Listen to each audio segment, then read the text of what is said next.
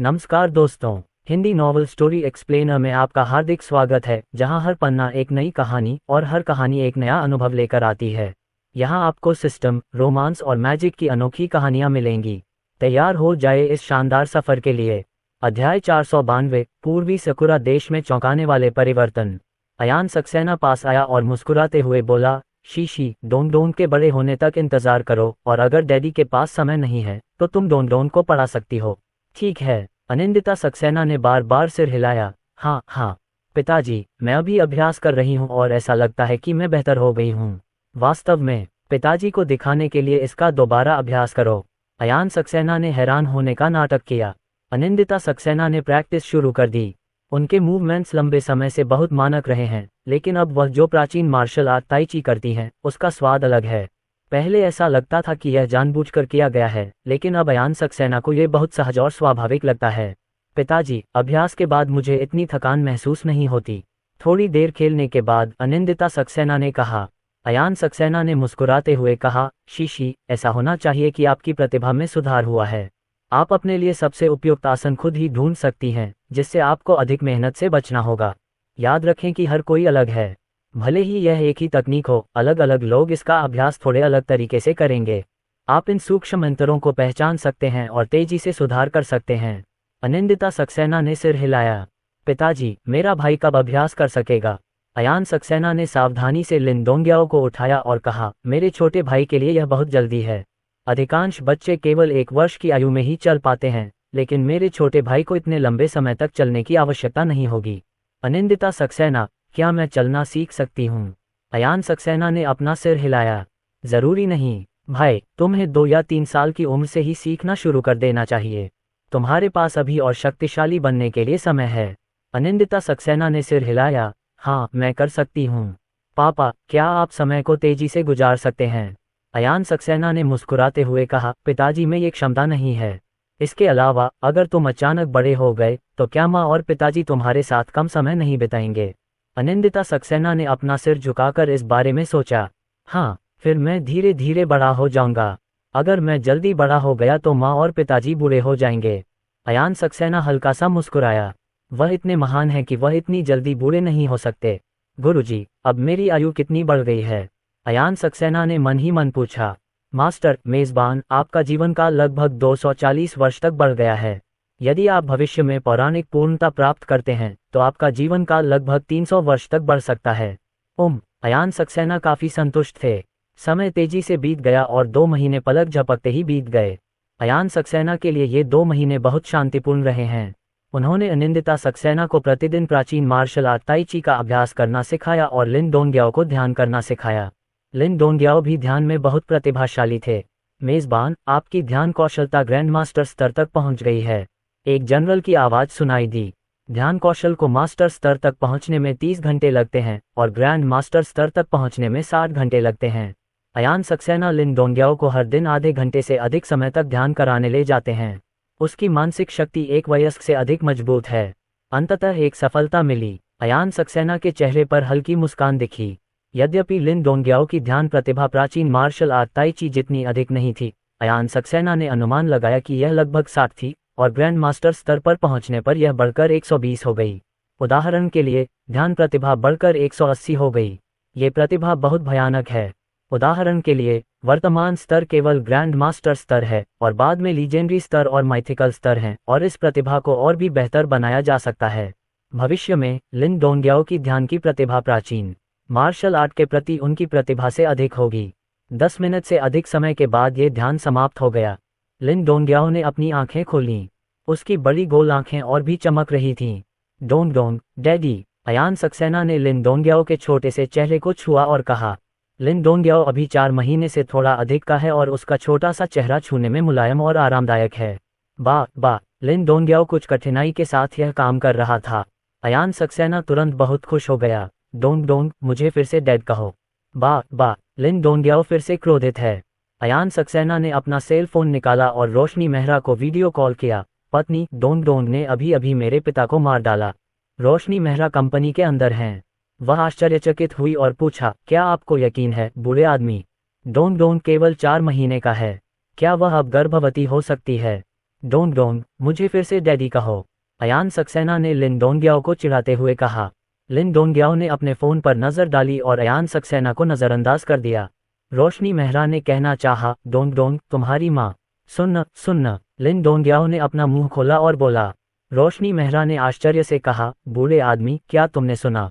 Dong Dong ने अभी मेरी माँ को चूमा है। अयान सक्सेना ने मुस्कुराते हुए कहा, मैंने सुना। हनी, जल्दी वापस आ जाओ, मैं जश्न मनाने के लिए और भी व्यंजन बनाऊंगा। हाँ, रोशनी मेहरा ने सिर हिलाया, मैं अब घर जाऊंगी। मेंग्याओ 1 घंटे से भी कम समय में वापस आ गई, लेकिन दुर्भाग्य से लिन डोंगियाओ दूध पीने के बाद सो गई। मेरे प्यारे, डोंग डोंग इतनी जल्दी कैसे खा सकता है? रोशनी मेहरा आश्चर्यचकित थीं। 5 या 6 महीने में बहुत कम बच्चे गर्भवती हो पाते हैं, लेकिन ये भविष्यवाणी बहुत सटीक नहीं होती। इस महीने में डोंग डोंग की भविष्यवाणी सटीक मानी जाती है। अयान सक्सेना ने मुस्कुराते हुए कहा, डोंग डोंग बहुत होशियार है। क्या तुम्हें लगता है कि मैं उसे हर दिन ध्यान का प्रशिक्षण व्यर्थ ही दे रहा हूँ? उसकी मानसिक शक्ति अब किसी वयस्क से कम नहीं है। रोशनी मेहरा, बूढ़े जियाओ, मैं भी ध्यान का अभ्यास कर रही हूँ। ऐसा लगता है कि इसका कोई खास प्रभाव नहीं पड़ा है। अयान सक्सेना ने कहा, आपकी प्रतिभा बहुत कम है। आपकी ध्यान प्रतिभा केवल 10 से 20 होने का अनुमान है और डोंग डोंग 10 से 18 है। रोशनी मेहरा, क्या यह अंतर बहुत बड़ा नहीं है? सिसी कहाँ है? अयान सक्सेना, जीक्सी की ध्यान प्रतिभा आपकी तुलना में बेहतर है, लेकिन उसकी ध्यान प्रतिभा अभी केवल 20 साल पुरानी है। अगर मैं इसे विकसित करने में मदद करूं, तो इसमें थोड़ा सुधार हो सकता है। उसका ध्यान कौशल अब ग्रैंड मास्टर स्तर पर है और जीक्सी को इसके आधे तक लाया जा सकता है, लेकिन यह आधा तुरंत सुधार नहीं होगा और धीरे धीरे सुधार करने में 1 या 2 महीने लगेंगे। जब आप बूढ़े हो जाएंगे तो आपकी उम्र 30 वर्ष हो सकती है। जब तक वह पौराणिक स्तर तक पहुंचेगा, सिसी केवल 50 वर्ष की होगी। इसे केवल समझौता ही कहा जा सकता है। लिन डोंगियाओ और अनिंदिता सक्सेना अलग अलग चीजों में अच्छे हैं। लोगों की ऊर्जा सीमित है और हर चीज को समझने की जरूरत नहीं है। प्राचीन मार्शल आर्ट, ताई ची, गणित, चित्रकला, पियानो आदि में अनिंदिता सक्सेना की प्रगति ही उनके लिए पर्याप्त है। बूढ़े आदमी, अगर सिसी इस क्षेत्र में स्वाभाविक रूप से प्रतिभाशाली है तो उसे मजबूर करने की कोई आवश्यकता नहीं है। रोशनी मेहरा ने कहा। अयान सक्सेना ने सिर हिलाया, मुझे पता है, मैं उसे इसका अभ्यास करने के लिए मजबूर नहीं करूंगा। मैं जब खाली होऊंगा तो इसे विकसित करने में मदद कर सकता हूँ। इस सुधार बिंदु के अभी भी कुछ लाभ हैं। जब आपकी मानसिक शक्ति बढ़ जाएगी तो आपके पास दैनिक आधार पर अधिक ऊर्जा होगी। रोशनी मेहरा ने सिर हिलाया। डिंग डिंग, ठीक इसी समय अयान सक्सेना का मोबाइल फोन बज उठा। यह अरुण राव ही थे जिन्होंने फोन किया था। उसने आधे महीने से अयान सक्सेना को फोन नहीं किया है। बूजू, क्या? अयान सक्सेना अध्ययन कक्ष में गए और पूछा। फोन के दूसरी ओर अरुण राव ने गहरी आवाज में कहा, मिस्टर सक्सेना, तोसाकुरा कंट्री में कुछ हुआ है और उनमें से कई लोग मर गए हैं। अयान सक्सेना का दिल द्रवित हो गया। कैप्टन जू, मुझे यह मत बताओ कि एक आनुवंशिक योद्धा गुप्त अड्डे से भाग गया है। अरुण राव, मास्टर अर्जुन, आपने सही अनुमान लगाया। यही स्थिति थी। 1 दर्जन जीन योद्धा भाग निकले और कई लोगों पर पागलों की तरह हमला कर दिया। कई जीन योद्धा मारे गए और उनमें से 1 दर्जन अब लापता हैं। अयान सक्सेना की अभिव्यक्ति गंभीर हो गई। यदि आनुवंशिक योद्धा नियंत्रण से बाहर हो गए तो ये घातक होगा। श्री सक्सेना, मेरे वरिष्ठ अधिकारियों ने मुझसे आपसे ये पूछने को कहा कि वर्तमान स्थिति को देखते हुए क्या हमें अपने विदेशी चीनी सैनिकों को वापस बुलाने पर विचार करना चाहिए। अरुण राव ने गहरी आवाज में कहा। अध्याय 493, क्या चीन विदेशों में रह रहे चीनी लोगों को निकाल रहा है? अयान सक्सेना ने पूछा। श्री जू, डोंगलिंग देश में कितने चीनी हैं? 10 लाख से अधिक। यहाँ बहुत सारे लोग हैं और उन्हें निकालना आसान काम नहीं है। अरुण राव ने कहा। श्री सक्सेना, आप एक अच्छे चिकित्सा पेशेवर हैं और आपको जेनेटिक तकनीक की अच्छी समझ है। उच्च अधिकारी आपकी राय सुनना चाहते हैं। क्या वे इस संकट को नियंत्रित कर सकते हैं? अयान सक्सेना, मैं आपको बाद में जवाब दूंगा। हाँ, मिस्टर सक्सेना, जितनी जल्दी हो सके। अरुण राव ने अपनी बात समाप्त करने के बाद फोन रख दिया। अयान सक्सेना ने कहा। सिमरन, प्रासंगिक जानकारी खोजो। कितने आनुवंशिक रूप से संशोधित लोग बच निकले हैं? उनकी ताकत क्या है? कितने लोग उनके द्वारा मारे गए हैं? क्या कोई आनुवंशिक संक्रमण हुआ है? ज़ियाओबेई ने तुरंत अपनी पूरी ताकत से खोज शुरू कर दी। जल्द ही उसने कहा, गुरुजी, 9 आनुवंशिक रूप से संशोधित मनुष्य बच गए हैं और मुझे उनमें से 6 के लगभग स्थान पता हैं। वे उच्च स्तरीय निंजा से थोड़े अधिक शक्तिशाली हैं। उन्होंने कुल 57 लोगों को मारा है, जिनमें से कुछ का खून चूसा गया था।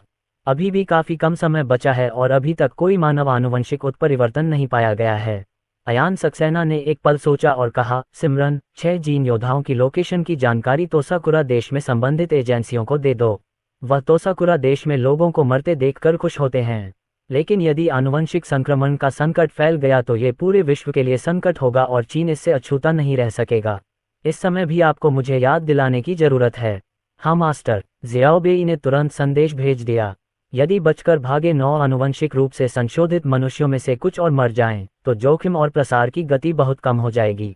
इससे जांच और निकासी के लिए समय मिल सकता है। गुरुजी, कुछ असामान्य चीज खोजी गई है। जिस व्यक्ति को मृत घोषित कर दिया गया था वह जीवित है। उसके चेहरे पर पपड़ी उभर आई है और वह बदलने लगा है, सिमरन ने अचानक कहा। अयान सक्सेना ने अपना मोबाइल फोन निकाला और सिमरन ने तुरंत वीडियो अयान सक्सेना के मोबाइल फोन में ट्रांसफर कर दिया और अयान सक्सेना ने वीडियो देखा। वीडियो में आसपास के कुछ लोग डरे हुए दिखाई दे रहे हैं। राक्षस, क्या वह मरा नहीं था? वह फिर से जीवित कैसे हो गया? जल्दी करो, उसे मार डालो। नहीं, हो सकता है कि वह अभी मरा न हो। अगर हम उसे मार दें तो क्या हम हत्या नहीं कर रहे होंगे? अयान सक्सेना जापानी भाषा समझता है, इसलिए वह समझ सकता है कि वे लोग क्या कह रहे हैं।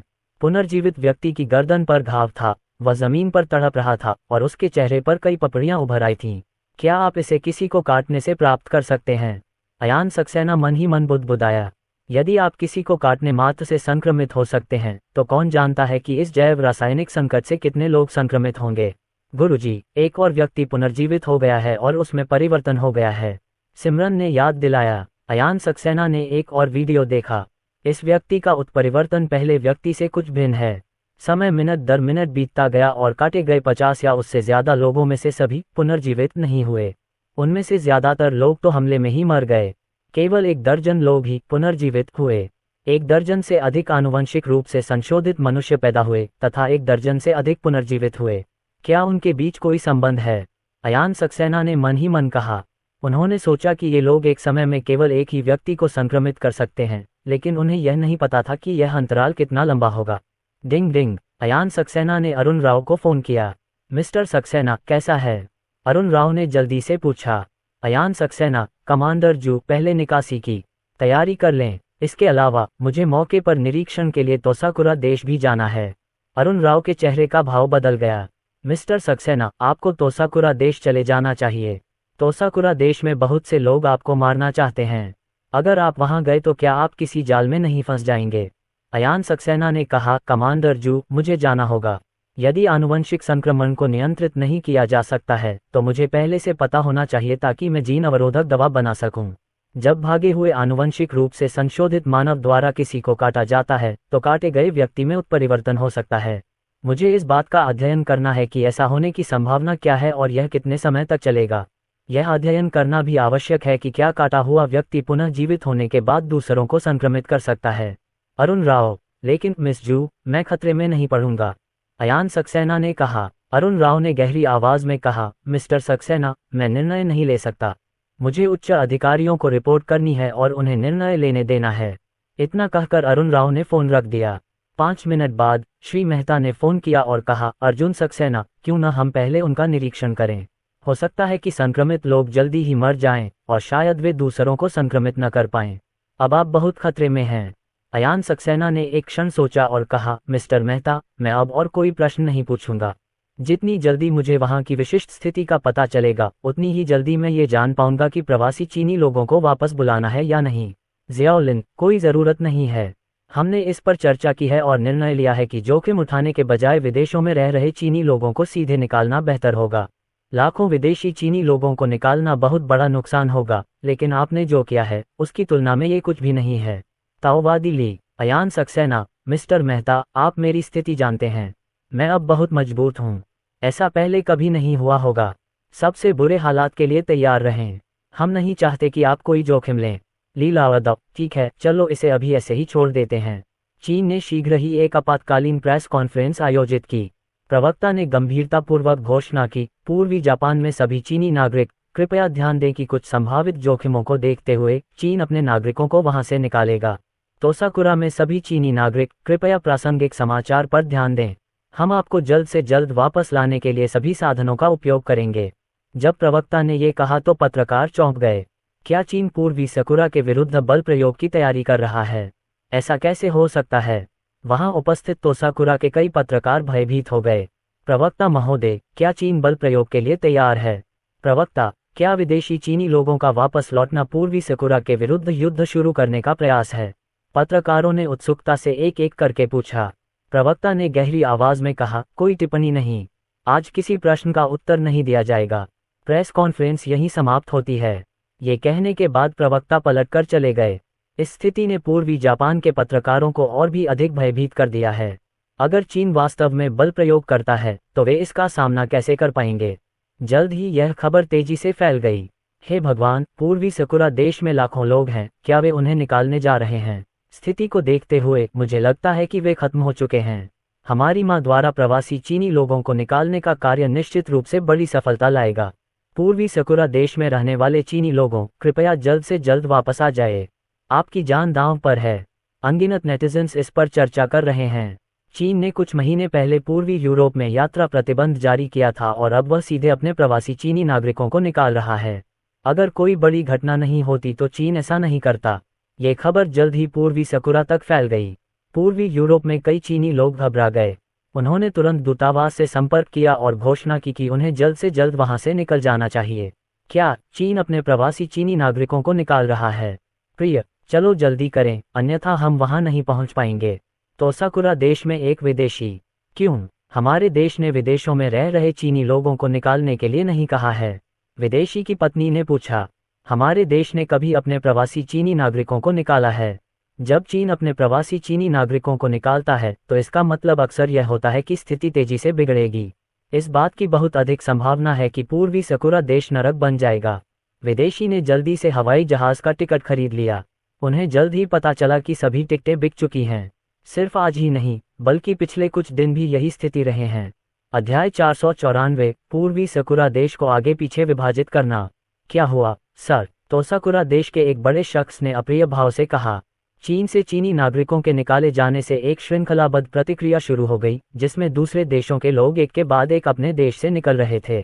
हालांकि हवाई टिकटों की कीमत में काफी वृद्धि हुई, फिर भी वे उन लोगों द्वारा खरीदे गए जो निकलना चाहते थे। यही बात नाव टिकट के लिए भी लागू है। टोकुसाकुरा शेयर बाजार आज बंद हो गया है। कल जब ये खुलेगा तो क्या इसमें भारी गिरावट नहीं आएगी? अब पूरे पूर्वी सकुरा देश में दहशत फैल रही है। न केवल अन्य देशों के लोग, बल्कि पूर्वी सकुरा के धनी लोग भी पलायन कर रहे हैं। वे मूर्ख नहीं हैं। अगर चीन पूर्वी सकुरा के साथ युद्ध करता है तो पूर्वी सकुरा कैसे जीतेगा? पूर्वी सकुरा की वर्तमान सैन्य शक्ति चीन के बराबर नहीं है। अमेरिका क्या कहता है? तोसाकुरा देश के बूढ़े आदमी ने गहरी आवाज में कहा। संयुक्त राज्य अमेरिका जानता है कि क्या हुआ था और उन्होंने हमसे समाचार की घोषणा करने को कहा, लेकिन यदि संकट की खबर जारी हो गई तो हमारी स्थिति और भी खराब हो सकती है। चीन द्वारा उनके विरुद्ध युद्ध की बात महज एक अफवाह थी, लेकिन अमेरिका चीन संकट का उभरना एक वास्तविक बात थी। यदि जापानी संकट की खबर फैलती है तो लोग पलायन कर जाएंगे और शायद इससे भी अधिक लोग तोसाकुरा देश छोड़ देंगे। उन्हें अर्थव्यवस्था के बारे में क्या करना चाहिए? अब और नहीं, बड़े ने पूछा। अब और नहीं, सर। अगर चीन हमें निशाना बनाता है तो संयुक्त राज्य अमेरिका ये देखकर बहुत खुश होगा और वे निश्चित रूप से हमारी मदद नहीं करेंगे। डोंगरिंगबो मंडप में बूढ़ा आदमी आगे पीछे घूमता रहता है। वह एक अन्य समस्या को लेकर चिंतित था। क्या चीनी कांग्रेस इस मुद्दे का फायदा उठा रही है? संकट अभी अभी उभरा है और ज्यादा फैला नहीं है, इसलिए अभी विदेशों में रह रहे चीनी लोगों को निकालने का समय नहीं है ना? क्या इसका कारण यह है कि उन्होंने हाल ही में बहुत आक्रामक तरीके से काम किया है और चीन इस अवसर का लाभ उठाकर अपने विदेशी चीनी सैनिकों को वापस बुलाना चाहता है तथा बाद में उनसे निपटना चाहता है? वे अच्छी तरह जानते हैं कि उन्होंने चीन के साथ क्या किया था और वे हमेशा बदले की कार्रवाई को लेकर चिंतित रहते हैं। वे अभी भी संयुक्त राज्य अमेरिका को डैडी क्यों कहते हैं, जबकि इससे उनका शरीर कट जाता है और बार बार खून बहता है? क्या इसलिए नहीं कि उन्हें इस जांग से चिपके रहना है? वे अच्छी तरह जानते हैं कि वे चीन के गुस्से को बर्दाश्त नहीं कर सकते। मास्टर, हमने भागने वाले जीन योद्धाओं में से एक को मार दिया है। अब केवल 4 ही बचे हैं।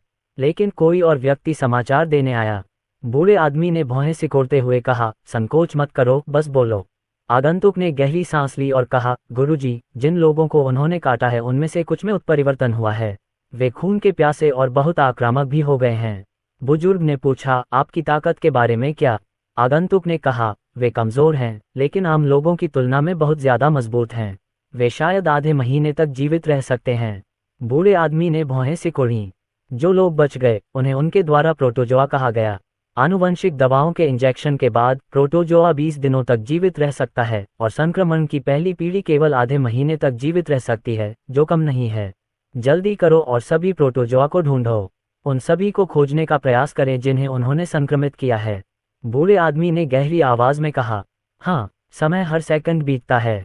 कई चीनी विमान पूर्वी सकुरा देश के लिए रवाना हुए तथा कई जहाज भी पूर्वी सकुरा देश के विभिन्न बंदरगाहों की ओर रवाना हुए।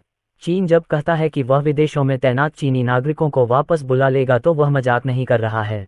सब लोग धीरे चलो, भीड़ मत लगाओ, हम किसी भी चीनी नागरिक को ले लेंगे। चीनी दूतावास के एक कर्मचारी ने बताया कि कई चीनी लोग मालवाहक जहाज पर चढ़ने के लिए कतार में खड़े थे। पूर्वी सकुरा देश चीन से ज्यादा दूर नहीं है, इसलिए लोगों के लिए मालवाहक जहाजों के माध्यम से देश में कुछ सूखा भोजन लाने में कोई समस्या नहीं है। कम समय में इतने अधिक क्रूज जहाज उपलब्ध नहीं होते, इसलिए कार्गो जहाज से लोगों को ले जाना अच्छा विचार है। यदि जहाज पर लोग शौचालय जाना चाहते हैं तो वे कंटेनरों का उपयोग करके कुछ सरल शौचालय बना सकते हैं, जो कोई बड़ी समस्या नहीं है। मुझे लगता है कि इस बार वे गंभीर हैं। मुझे नहीं पता कि क्या हुआ। यह इतना जरूरी था कि उन्होंने विदेशों में रह रहे चीनी लोगों को निकालने के लिए मालवाहक जहाज का भी इस्तेमाल किया। चलो बस चलें। बहुत से लोग इसके बारे में बात कर रहे हैं। पूर्वी सकुरा के कई बंदरगाहों में भी यही बात घटित हुई। चीन के पास पर्याप्त क्रूज जहाज नहीं है, लेकिन उसके पास मालवाहक जहाज़ों की भरमार है। 100,000 टन का मालवाहक जहाज आसानी से कई हजार लोगों को ले जा सकता है। विदेशी चीनियों को निकालो। हम भी विदेशी चीनियों को निकालना चाहते हैं। हमारा देश हमें जल्द से जल्द लेने के लिए किसी को क्यों नहीं भेजता? अन्य देशों में भी कई लोग घबराए हुए हैं। ये कई बार सिद्ध हो चुका है कि एक बार चीन अपने प्रवासी चीनी नागरिकों को निकाल लेगा तो स्थिति बिगड़ जाएगी और युद्ध छिड़ने की पूरी संभावना है। संयुक्त राज्य अमेरिका, आप क्या सोचते हैं? क्या हमें विदेशों में रह रहे चीनियों को बाहर निकाल देना चाहिए? अमेरिकी राष्ट्रपति ने पूछा। उनके सामने रॉबर्ट ने कहा, कमांडर इन चीफ, चीन ने इस बार अपने प्रवासी चीनी नागरिकों को निकालने का फैसला इतनी जल्दी किया। मुझे लगता है कि यह अयान सक्सेना से संबंधित है। अयान सक्सेना ने अनुमान लगाया था कि यह जैव रासायनिक संकट नियंत्रण से बाहर हो जाएगा। हम अंततः विदेशी चीनी लोगों को वहां से निकाल देंगे। अयान सक्सेना का स्तर सभी पहलुओं में बहुत ऊंचा है। अगर उसे लगता है कि यह जरूरी है तो यह निश्चित रूप से बहुत खतरनाक होगा। एक अन्य व्यक्ति ने कहा, विदेशी चीनी लोगों को निकालना आसान नहीं है। पूर्वी सकुरा देश में भी हमारे काफी लोग हैं। चीन करीब है, इसलिए हमारे लिए चीन की तुलना में विदेशी चीनी लोगों को निकालना अधिक कठिन है। इसमें बहुत ज्यादा लागत आएगी। हम विदेशों में रह रहे चीनी लोगों की वापसी की घोषणा कर सकते हैं और उन्हें स्वयं वापस आने का रास्ता तलाशने दे सकते हैं। अमेरिकी राष्ट्रपति ने कहा, बस इतना ही। तुरंत संदेश जारी करें और अमेरिकियों को वहां से तुरंत जाने दें। हाँ, जल्द ही संयुक्त राज्य अमेरिका ने एक प्रेस कॉन्फ्रेंस आयोजित की। सिस्कार, ये खत्म हो गया है। संयुक्त राज्य अमेरिका भी अपने प्रवासी चीनी नागरिकों को निकाल रहा है। हमें क्या करना चाहिए? तोसाकुरी समुदाय के बहुत से लोग और भी अधिक भयभीत हो गए। इसके तुरंत बाद शेष देशों ने एक के बाद एक अपने विदेशी चीनी सैनिकों को वापस बुलाने की घोषणा कर दी। लेकिन अधिकांश देश इस विचार पर केवल दिखावा करते हैं। वास्तव में लोगों को निकालने में मदद करने की उनकी कोई क्षमता नहीं है। हमें क्या करना चाहिए? हमें कहाँ जाना चाहिए? यदि युद्ध छिड़ गया तो क्या हम चीन को हरा सकेंगे? हम कैसे जीत सकते हैं? हमारे पास 200,000 से अधिक सैनिक हैं। चीन के पास 2 मिलियन हैं और उनकी ताकत हमसे 10 गुना अधिक है। पूर्वी सकुरा देश में दहशत और निराशा का माहौल फैल गया तथा कई स्थानों पर लूटपाट और तोड़फोड़ की घटनाएं हुईं। घबराहट में उनके दिलों में मौजूद शैतान बाहर निकल आए। 3 दिन देखते ही देखते बीत गए। पूर्वी साकुरा में अधिकांश चीनी वापस लौट आए हैं। टोक्यो के शेयर बाजार में लगातार 3 दिनों से गिरावट आ रही है और यह हर दिन बहुत तेजी से गिरता है। 3 दिन बाद तो साकुरा में कई लोगों के पास पहनने के लिए कुछ भी नहीं बचा। पूर्वी साकुरा देश में कई स्थानों पर युद्ध विरोधी प्रदर्शन हुए। मार्च का पैमाना अभूतपूर्व था। उस समय तो उनमें से कई लोगों ने कटुतापूर्वक बात की, लेकिन जब युद्ध के बादल मंडराने लगे तो उन्होंने सावधानीपूर्वक तुलना की और पाया कि उनके पूर्वी साकुरा देश के पास जीतने की कोई संभावना नहीं थी। चीन के मिसाइल हमलों की पहली लहर में युद्धपोत, हवाई अड्डे, गोला बारूद डिपो आदि सभी नष्ट हो सकते हैं। वे चाहकर भी जवाबी कार्रवाई नहीं कर पाएंगे। डिंग डिंग, अरुण राव ने अयान सक्सेना को बुलाया। मिस्टर सक्सेना, हमने बहुत लाभ कमाया है। क्या हमें शॉटिंग जारी रखनी चाहिए? शॉटिंग के लिए कितनी गुंजाइश है? अरुण राव ने पूछा। अयान सक्सेना के कार्ड में $100 अरब थे, जिसे उन्होंने संचालन के लिए राज्य को सौंप दिया। राज्य ने इस अवसर का लाभ उठाकर भारी मात्रा में शॉर्ट सेल की। अयान सक्सेना ने कहा, अनुमान है कि इसमें अभी भी 5% की गिरावट आ सकती है। आप अभी वापस लेने पर विचार कर सकते हैं, अन्यथा आप उस समय वापस नहीं लेंगे। उन्होंने शियाओबेई से यह गणना करने को कहा कि स्टॉक की कीमत में और कितनी गिरावट आ सकती है। हालांकि स्थिति बहुत खराब है, लेकिन गिरावट की भी एक सीमा होती है। एक निश्चित स्तर पर शॉर्ट्स लॉन्ग में बदल जाएंगे। लानत है, जू यांग रोड। उनके धन पर बहुत समय पहले ही घात लगाकर हमला किया गया था और इस बार उन्होंने अंतर्राष्ट्रीय वित्तीय दिग्गजों की तुलना में अधिक धन कमाया। पूर्वी सकुरा देश के स्टॉक में अभी भी गिरावट जारी है। इस समय माल भेजना अभी भी बहुत आसान है। जब कीमत लगभग 5% तक गिर जाएगी तो सारा माल बिक जाएगा। इसके बाद चीन की बड़ी मात्रा में फंड तेजी से लंबी स्थिति में चले गए। इसी समय चीन ने अंततः घोषणा की कि फिलहाल पूर्वी सकुरा के विरुद्ध उसकी कोई युद्ध योजना नहीं है। तोसाकुरा कंट्री के शेयरों में भी उछाल आया। कई अंतर्राष्ट्रीय शॉर्ट पोजीशनों में उनके मुनाफे में तेजी से कमी देखी गई तथा कई शॉर्ट पोजीशनें शीघ्र ही घरेलू शेयरों में लॉन्ग पोजीशनों में बदल गईं। पिछले 2 दिनों में चीन ने शेयरों में लंबी अवधि के निवेश से काफी पैसा कमाया है। सैन्यजू शॉर्ट सेलिंग पर स्विच करें। हमने विदेशों में रह रहे चीनी लोगों को निकालने का काम लगभग पूरा कर लिया है। अब खबर बाहर लाने का समय आ गया है। अयान सक्सेना ने जू यांगदाओ को बुलाया। फोन के दूसरी ओर अरुण राव मुस्कुरा रहे थे। बारी बारी से फसल काटने से इन 3 तरंगों से बहुत सारा पैसा कमाया जा सकता है। अध्याय 495 जैव रासायनिक संकट की खबर सामने आई। पूर्वी सकुरा देश में अभी भी कुछ चीनी लोग हैं जो वहां से नहीं निकल पाए हैं। ये सचमुच अजीब बात है कि देश अभी भी विदेशी चीनी लोगों को निकाल रहा है। क्या प्रचार विभाग ने यह नहीं कहा था कि युद्ध नहीं होगा? क्या ये हो सकता है कि देश पहले ताइवान को वापस लेने और विदेशी चीनी लोगों को निकालने की तैयारी कर रहा है, और यदि तोसाकुरा इसमें शामिल हो जाता है तो तोसाकुरा का भी ध्यान रखा जाएगा। कई चीनी लोग निकाले जाने की प्रतीक्षा करते हुए घाट पर बेकार की बातें कर रहे थे। चीनी सरकार ने कहा कि युद्ध की कोई योजना नहीं है, लेकिन फिर भी उन्होंने पूर्वी सकुरा को छोड़ने का फैसला किया। चीन हमेशा से ऐसे मामलों में बहुत सतर्क रहा है। चूंकि विदेशों में रह रहे चीनी लोगों का बड़े पैमाने पर निष्कासन हो रहा है, इसलिए कुछ बड़ा घटित होना निश्चित है, और यह निश्चित रूप से अच्छी बात नहीं है। सभी लोग कृपया ध्यान दें, चीन एक और प्रेस कॉन्फ्रेंस करने जा रहा है। भीड़ में से किसी ने अचानक कहा। सभी ने तुरंत प्रासंगिक जानकारी ऑनलाइन खोजी। जल्द ही किसी को लाइव प्रसारण का पता चल गया। यहाँ मौजूद कई लोगों ने लाइव प्रसारण देखने के लिए अपने फोन निकाल लिए। शीघ्र ही एक चीनी समाचार प्रवक्ता सामने आया। प्रिय पत्रकारगण एवं मित्रों, तोसाकुरा देश में बिगड़ती स्थिति को देखते हुए हमारे पास रिपोर्ट करने के लिए एक संदेश है। समाचार के प्रवक्ता ने बात की। तोसाकुरा के एक पत्रकार ने तुरंत जवाब दिया, प्रवक्ता महोदय, तोसाकुरा में हम सामान्य हैं। कोई गिरावट नहीं आई है। हमारी अशांति आपके कारण उत्पन्न हुई है। प्रवक्ता ने कहा, रिपोर्टर, मैंने अभी बोलना समाप्त नहीं किया है। कृपया मेरा बोलना समाप्त होने तक प्रतीक्षा करें। धन्यवाद। तोसाकुरा का रिपोर्टर बैठ गया। प्रवक्ता ने चारों ओर देखा और कहा, सभी लोग, कुछ दिन पहले तोसाकुरा देश में एक गुप्त जैव रासायनिक बेस पर एक खतरनाक स्थिति उत्पन्न हो गई थी और 1 दर्जन से अधिक आनुवंशिक रूप से संशोधित लोग वहां से भाग निकले। इन आनुवंशिक रूप से संशोधित लोगों ने दर्जनों लोगों को मार डाला। उनमें से कुछ मारे गए और कुछ बच गए। पत्रकारों का एक समूह चिल्लाया। उन्हें इस खबर की जानकारी नहीं थी। पूर्वी सकुरा देश ने इस खबर को रोकने के लिए अपनी पूरी कोशिश की है, और अगर कोई व्यक्तिगत खबर इंटरनेट पर लीक भी हो जाती है तो उसे तुरंत हटा दिया जाएगा। इंटरनेट हर दिन सभी तरह की खबरों से भरा रहता है। अगर कोई खबर व्यापक रूप से प्रसारित नहीं की जाती तो वह बेकार है। जब ये घटना घटी तो अपने नागरिकों की सुरक्षा के लिए हमने चीन में अपने प्रवासी चीनी नागरिकों को वापस बुलाने के लिए एक बड़ी कीमत चुकाने का फैसला किया। हमें उम्मीद थी कि पूर्वी जापान इस संकट को ठीक से संभाल लेगा, लेकिन पूर्वी जापान ने इस संकट को खत्म करने में अच्छा काम नहीं किया।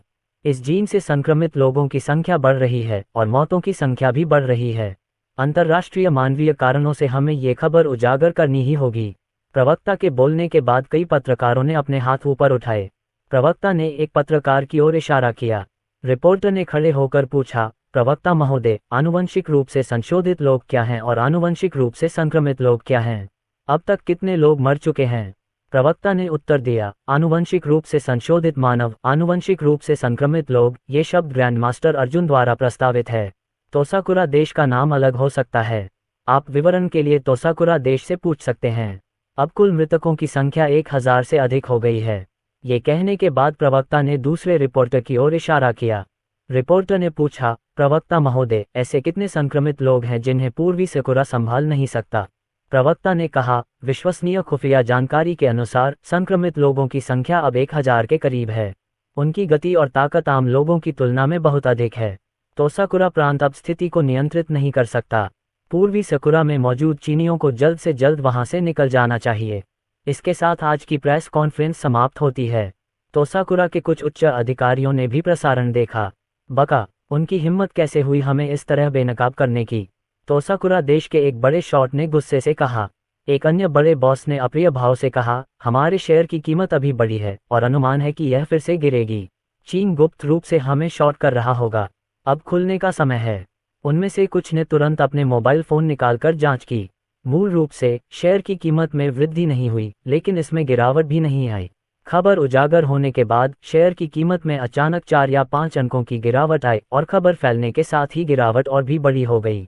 बड़ी संख्या में निवेशक भगदड़ में अपने शेयर बेच रहे हैं। सभी जानते हैं कि चीन बहुत भरोसेमंद है। अगर चीन कहता है कि ऐसा कुछ हुआ है तो ये सच ही होगा। पूर्वी जापान में जैव रासायनिक संकट पैदा हो गया है। क्या अर्थव्यवस्था अभी भी उबर पाएगी? शीघ्र शिपिंग से नुकसान कम हो सकता है। हे भगवान, जैव खतरा! इसमें कोई आश्चर्य नहीं कि हमारी माँ विदेशों में रह रहे चीनियों को वहां से निकालना चाहती थी। ऐसा ही कुछ हुआ। जल्दी करो। प्रारंभिक अवस्था में प्रसार धीमा है, लेकिन जैसे जैसे अधिक लोग संक्रमित होंगे प्रसार और तेज होता जाएगा। जो चीनी लोग अभी तक वहां से नहीं निकले थे वे वहां से निकलने के लिए छटपटा रहे थे। ये खबर पूर्वी साकुरा में तेजी से फैल गई। पूर्वी सकुरा देश में कई लोगों ने सामान जमा करना और बेतहाशा खरीदारी करना शुरू कर दिया। स्टॉक सट्टेबाजी शीघ्र ही शॉर्ट सेलिंग में बदल गई। पूर्वी सकुरा देश में कई कंपनियों के शेयर मूल्यों में भारी गिरावट आई। अगर आप गिरवी रखे गए स्टॉक का भुगतान नहीं करते हैं तो इससे कोई फर्क नहीं पड़ता कि स्टॉक की कीमत गिरती है या नहीं। जब तक भविष्य में ये फिर से बढ़ सकता है तब तक ये कोई बड़ी समस्या नहीं होगी। हालांकि कई कंपनियों के शेयर गिरवी रखे गए और उनमें भारी गिरावट आई। उन्हें मजबूरन अपनी पोजीशन बंद करनी पड़ी और उन्हें नुकसान उठाना पड़ा। इस समय अंतर्राष्ट्रीय पूंजी इसका भरपूर लाभ उठा रही है। हालांकि अतीत में सबसे आक्रामक वित्तीय दिग्गज थे, लेकिन इस बार चीन सबसे आक्रामक है। प्रिय पत्रकारगण एवं मित्रों, चीनी समाचार प्रवक्ता का बयान आंशिक रूप से सच है, लेकिन इस घटना से होने वाले नुकसान को बढ़ा चढ़ाकर पेश किया गया है। फिलहाल सब कुछ अभी भी हमारी पूर्वी सकुरा सेना के नियंत्रण में है। हम इस संकट से उचित तरीके से निपटने के लिए अपनी पूरी कोशिश करेंगे। तोसाकुरा देश से कोई व्यक्ति तुरंत मदद के लिए आगे आया। साथ ही तोसाकुरा सेना की बड़े पैमाने पर लामबंदी का खुलासा हो चुका है और वे इसे बड़ी धूमधाम से संभाल सकते हैं। 2 दिन देखते ही देखते बीत गए। अरुण राव आए अयान सक्सेना के पास। श्री सक्सेना, गिरावट धीमी हो गई है। हमने जाल बंद कर दिया है और इस कटाई को तय समय से पहले पूरा कर लिया है। अरुण राव मुस्कुराए। अयान सक्सेना ने सिर हिलाया। भविष्य में शायद यह और भी गिरेगा, लेकिन इसका परिमाण बहुत बड़ा नहीं होगा। इस समय पीछे हट जाना ही बुद्धिमानी है। वहां लंबे समय तक रुकने की कोई जरूरत नहीं है। तुमने कितना कमाया? अरुण राव ने प्रसन्नतापूर्वक कहा। श्री सक्सेना, राज्य के स्वामित्व वाली पूंजी का उत्तोलन छोटा है और लाभ 1.3 गुना बढ़ गया है। आपकी पूंजी का उत्तोलन बढ़ा है और लाभ 2.6 गुना है। आपने 150 बिलियन रुपए का निवेश किया और 390 बिलियन जीते। आपकी मूल पूंजी के साथ कुल राशि 540 बिलियन है। अरुण राव के बोलने के बाद उन्होंने चुपके से अपनी जीभ चटकाई। अयान सक्सेना ने इस बार खूब पैसा कमाया। अयान सक्सेना ने मुस्कुराते हुए कहा, बुरा नहीं है चीफ जू, मुझे अभी भी आपका 150 बिलियन देना है। इसे वापस कर दीजिए। बचा हुआ पैसा मेरे लिए काफ़ी है। उनके कार्ड पर अभी भी 10 अरब रुपए से अधिक जमा हैं। 390 बिलियन को जोड़ने पर अब 400 बिलियन बचते हैं, जो भविष्य में वित्तीय बाजार में फसल कटाई के लिए पर्याप्त होंगे। श्री सक्सेना, पैसा जल्द ही आपके खाते में स्थानांतरित कर दिया जाएगा। अरुण राव, इस समय उसने अपने साथ लाया हुआ सूटकेस खोला। इसके अंदर 4 छोटी टेस्ट ट्यूब हैं। श्री सक्सेना, यह आनुवंशिक नमूना हमें मिला है। हमने इसे पूर्वी सकुरा देश से लाने में बहुत पैसा खर्च किया है। 4 अलग अलग संक्रमित लोगों के 4 नमूने। अरुण राव गंभीर दिख रहे थे। अयान सक्सेना ने सिर हिलाया। मैं इसका ध्यानपूर्वक अध्ययन करूंगा। अरुण राव, मिस्टर सक्सेना, मैं इसका ध्यान रखूंगा। जल्द ही अरुण राव चले गए। अयान सक्सेना तीसरी भूमिगत मंजिल पर स्थित प्रयोगशाला में पहुंचे, जहां विभिन्न शोधों के लिए अत्याधुनिक उपकरण मौजूद थे। जल्द ही अयान सक्सेना ने शोध के लिए नमूने की एक ट्यूब निकाल ली। अध्याय 496। तोसाकुरा देश में स्थिति बिगड़ती है। 2 घंटे बाद अयान सक्सेना को परिणाम मिल गया। उनकी प्राचीन चिकित्सा कौशल अब पौराणिक हैं और उनकी पश्चिमी चिकित्सा लंबे समय से पौराणिक स्तर पर पहुंच गई है। वह आनुवंशिकी के बारे में बहुत कुछ जानते हैं। डिंग डिंग। अयान सक्सेना ने अरुण राव को फोन किया। मिस्टर सक्सेना, क्या कोई परिणाम आया? अरुण राव ने आश्चर्य से कहा, क्या ये बहुत तेज नहीं है? अयान सक्सेना, उनका स्तर बिल्कुल ऐसा ही है। उन्हें देखकर ही उनके स्तर का पता लगाना आसान है। आप ये भी अनुमान लगा सकते हैं कि भविष्य में उनका विकास कैसे होगा। मिस्टर सक्सेना, संक्रमण के रास्ते क्या हैं? क्या संक्रमण जारी रहेगा? अरुण राव ने जल्दी से पूछा। अयान सक्सेना, आप तभी संक्रमित होंगे जब आपको काटा जाएगा, और सभी लोगों में आनुवंशिक उत्परिवर्तन नहीं होंगे जिन्हें काटा जाता है। यह इस बात पर निर्भर करता है कि संक्रमित व्यक्ति आनुवंशिक कारक जारी करता है या नहीं। जीन कारक। अयान सक्सेना ने बताया, मुर्गियां तभी अंडे दे सकती हैं जब उनके पास अंडे हों। संक्रमित लोग तभी जीन छोड़ते हैं जब उनके पास एक निश्चित मात्रा में जीन जमा हो जाते हैं। वे लोगों को काटते समय जीन छोड़ते हैं। यदि कोई मुक्ति नहीं मिलती है तो ये केवल एक साधारण काटने जैसा है। अरुण राव ने पूछना जारी रखा, श्री सक्सेना, वे कितनी बार जीन छोड़ते हैं?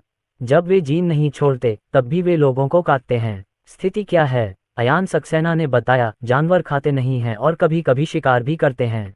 अब वे इंसान नहीं रह गए हैं।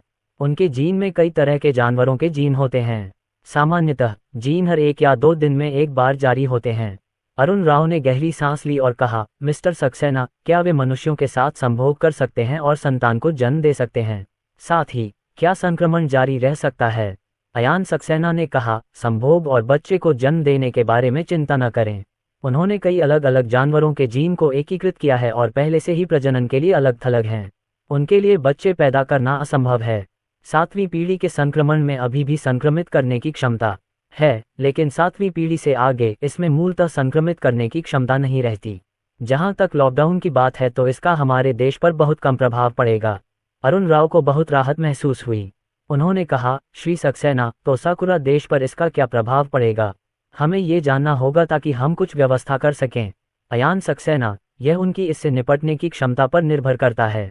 यदि मूल जीवाणु और संक्रमण की पहली और दूसरी पीढ़ी को समय रहते मार दिया जाए तो स्थिति को नियंत्रित किया जा सकता है। अन्यथा स्थिति नियंत्रण में ही रहेगी। बहुत सारे लोग मर जाएंगे। अरुण राव ने उत्सुकता से पूछा, श्री सक्सेना, आपके अनुमान के अनुसार इस बार ईस्ट सकुरा में कितने लोग मरेंगे? अयान सक्सेना ने एक पल सोचा और कहा, स्थिति बदतर होती जा रही है और वे नियंत्रण से बाहर हो रहे हैं। मेरा अनुमान है कि अंतिम मृत्यु दर 10 लाख से अधिक होने की संभावना है।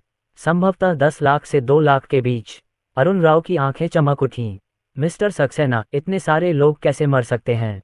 अयान सक्सेना, ये लगभग एक जैसा ही है। आप जितना पीछे जाएंगे यह उतनी ही तेजी से फैलेगा। अगर ये तथ्य न होता कि 8वीं पीढ़ी के बाद लगभग कोई आनुवंशिक कारक नहीं होते तो उन्हें और भी अधिक मौतें झेलनी पड़ती। जो लोग बुराई करते हैं वे अंततः नष्ट हो जाएंगे। यही तो उन्होंने मांगा था। अरुण राव ने कहा, श्री सक्सेना, धन्यवाद।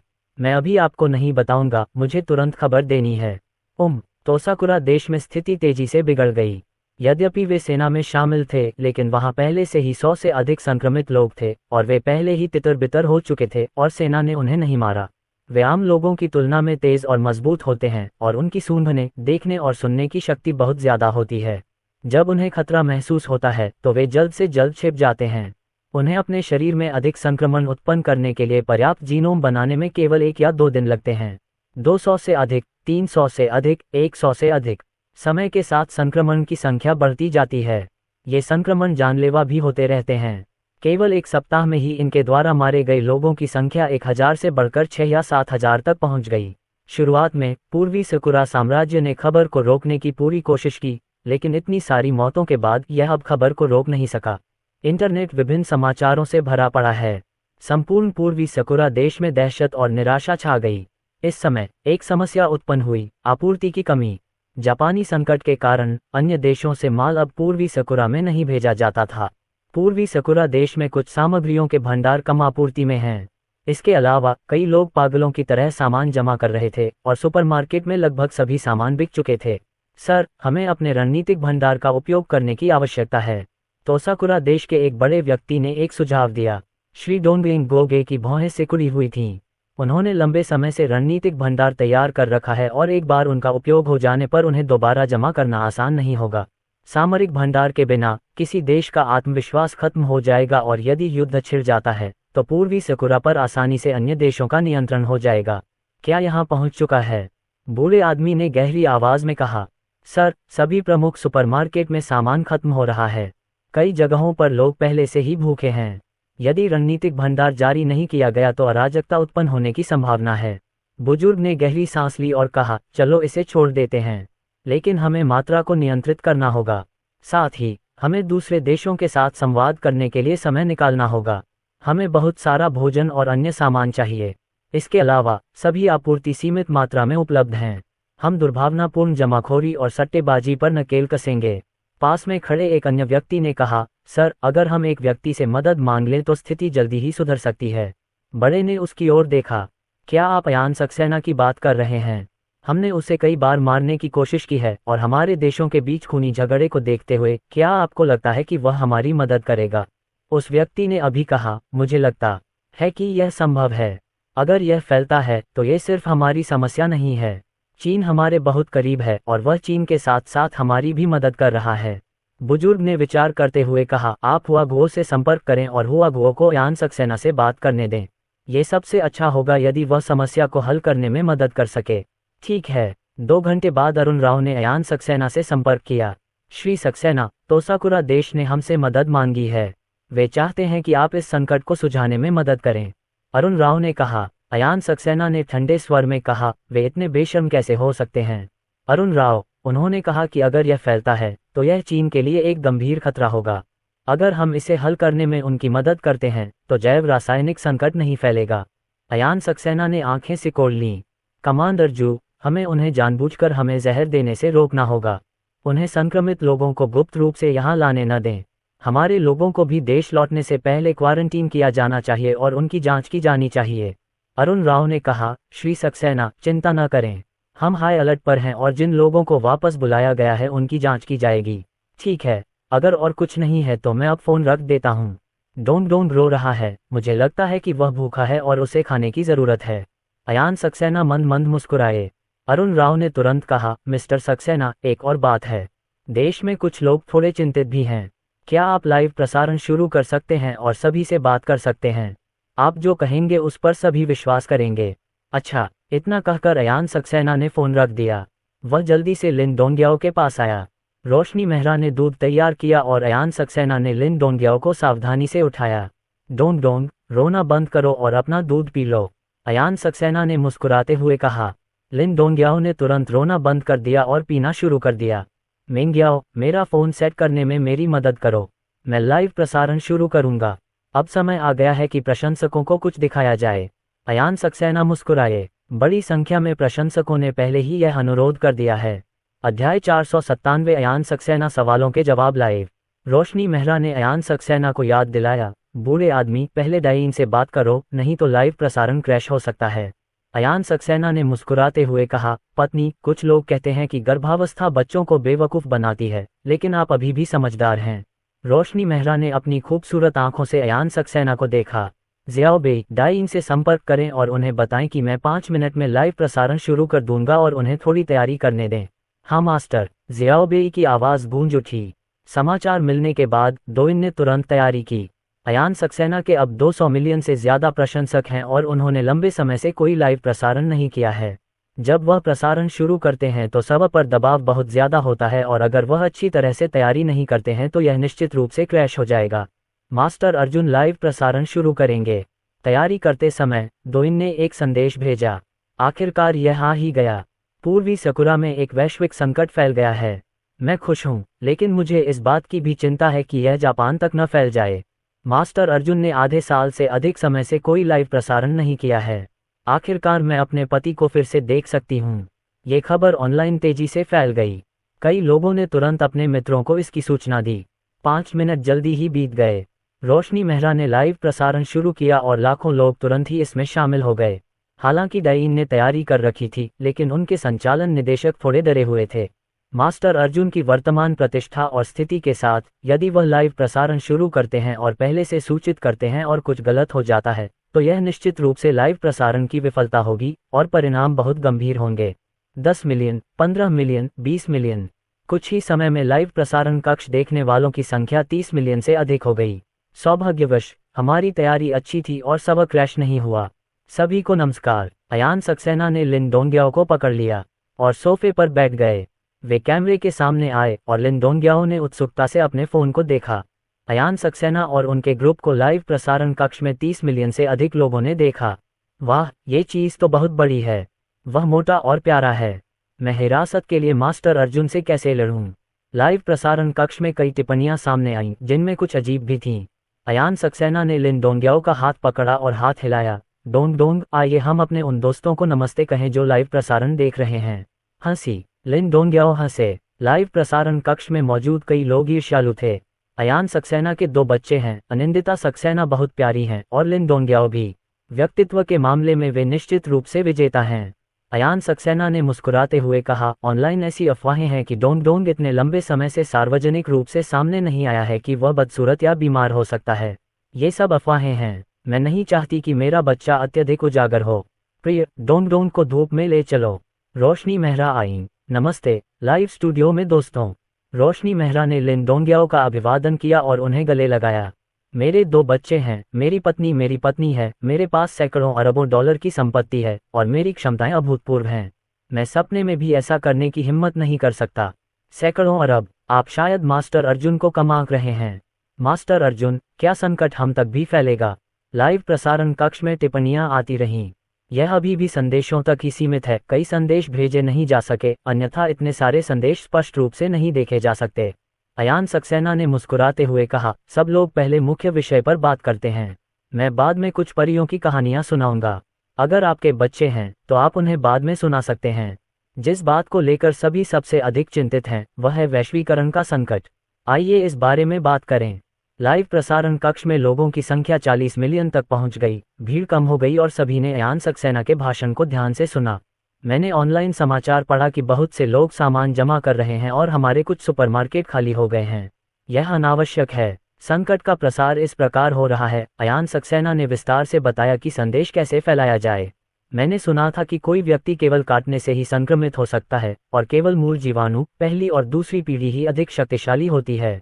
लाइव प्रसारण देखने वाले अनगिनत लोगों ने राहत महसूस की। बहुत से लोग डरते हैं और उन्हें चिंता होती है कि यह बात हवा या वस्तुओं के माध्यम से अप्रत्यक्ष रूप से फैल जाएगी। इंक्यूबेशन अवधि छोटी है और संक्रमण का मार्ग एकल है, इसलिए डरने की कोई बात नहीं है।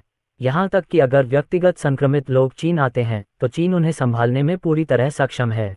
मास्टर अर्जुन, तो साकुरा देश में कितने लोग मरेंगे? किसी ने मुझसे लाइव प्रसारण कक्ष में पूछा और 1 से अधिक लोगों ने पूछा। अयान सक्सेना, ये कहना मुश्किल है कि तोसाकुरा में कितने लोग मरेंगे। ये तोसाकुरा सरकार की स्थिति से निपटने की क्षमता पर निर्भर करता है। यह इस बात पर भी निर्भर करता है कि लोग सहयोग कर सकते हैं या नहीं। वर्तमान अनुमान 1 मिलियन से 2 मिलियन के बीच है। अयान सक्सेना की यह बात सुनकर लाइव प्रसारण कक्ष में मौजूद कई लोग खुश हुए, लेकिन कुछ लोग नाखुश हैं। बागा, ये बकवास है। तोसाकुरा कंट्री का एक बड़ा शॉट गुस्से से करा उठा। उनकी वर्तमान मृत्यु दर 10,000 से अधिक नहीं है, लेकिन अयान सक्सेना ने भविष्यवाणी की है कि यह 1 या 2 मिलियन होगी, जिससे वे बहुत चिंतित हैं। हजारों मौतें कोई बड़ी बात नहीं है। लाखों लोगों की मृत्यु का पूरे समाज पर भारी प्रभाव पड़ेगा। शमशान भी इसे जला नहीं सकता। ये केवल 7 पीढ़ियों को ही संक्रमित कर सकता है। 8वीं पीढ़ी में लगभग कोई आनुवंशिक कारक नहीं होता। ये हमारे लिए बुरी खबर है। हमारे लोगों को जल्दी से जल्दी सफाई करनी चाहिए। हम लाखों लोगों को मरने नहीं दे सकते, जैसा कि अयान सक्सेना ने कहा। पूर्वी साकुरा साम्राज्य के वरिष्ठ सेनापति। हाँ, तोसाकुरा देश में कई लोग तेजी से काम कर रहे हैं, लेकिन अब वहाँ पहले से ही सैकड़ों संक्रमित लोग हैं और वे बिखरे हुए हैं, इसलिए प्रसार को नियंत्रित करना आसान नहीं है।